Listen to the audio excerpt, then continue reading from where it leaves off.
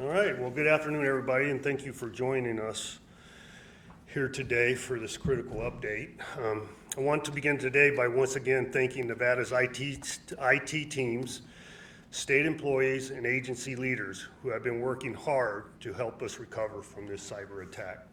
I think it's important, that statement there, working hard to recover.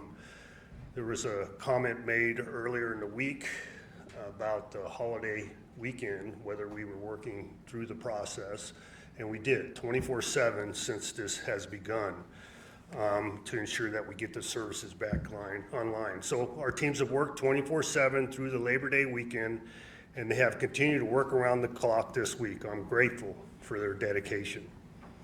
I also want to thank our federal partners who are simultaneously working day and night on the investigation into this incident. Their dedication has kept services moving and has put us well ahead of the typical recovery timelines. To put this in perspective, the typical recovery timeline for an incident of this nature can be to the order of several weeks to months. And there's citations available for that statement there if you wish to be provided. Today I can report that we are moving well ahead of that projection. Last week we shared a positive update, and today we will share more.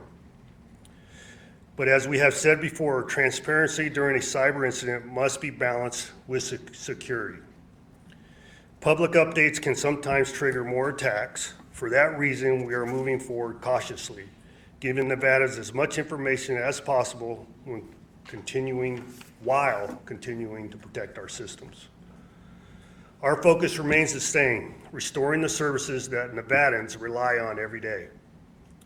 With that in mind, I'm pleased to share that key progress has been made. Concerning the DMV, which is very important, the most common question through this process is DMV. Nevadans can once again complete essential services in person, such as registrations and title transfers. And beginning tomorrow, Nevadans can receive their driver's licenses in person too. While some services may still be running slower than usual, operations are back online. Additionally, key health and social service systems have remained available throughout this incident. Programs such as Medicaid and the Public Employees Benefits Program continued processing claims and paying out benefits to providers without interruption. Critical programs like SNAP and TANF were also maintained, and benefits distribution has not been disrupted.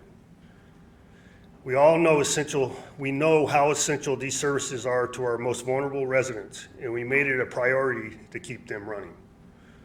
Nevadans can be confident that health coverage, food assistance, and other benefits, along with payments, have not stopped during the cyber event. Should any Nevadans have questions about their benefits, all Division of Social Services public buildings are open and seeing clients. Furthermore, we continue to update our recovery website twice a day so that Nevadans can access all state information from a central secure source. Every agency has worked to restore key elements of their service, and all agencies have provided contact information for constituents during the recovery period. Each of these steps brings us closer to full restoration. And I want Nevadans to know every decision we make is about putting you first, Nevadans first. As we reported last week, data was exfiltrated during the cyber attack. The investigation into this matter is ongoing and remains a top priority. However, I can provide some reassurances today.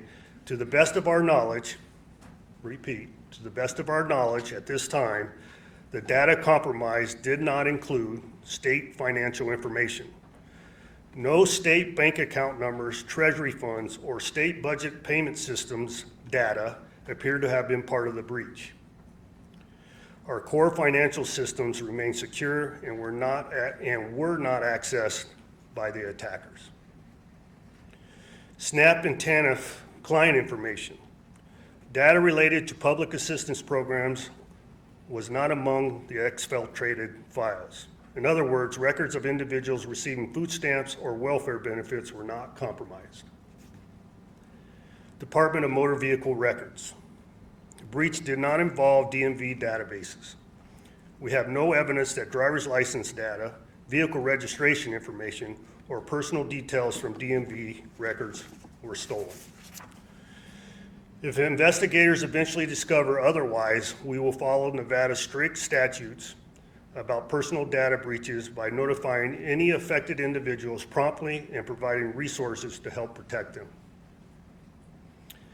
Please rest assured that we will provide any and all updates on this issue as soon as we are able to.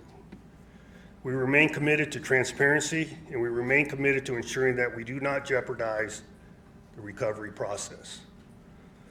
I want Nevadans to know this: we are doing everything possible to restore systems, protect your information, and provide services you count on. State teams are working 24/7, and progress continues every day in the meantime.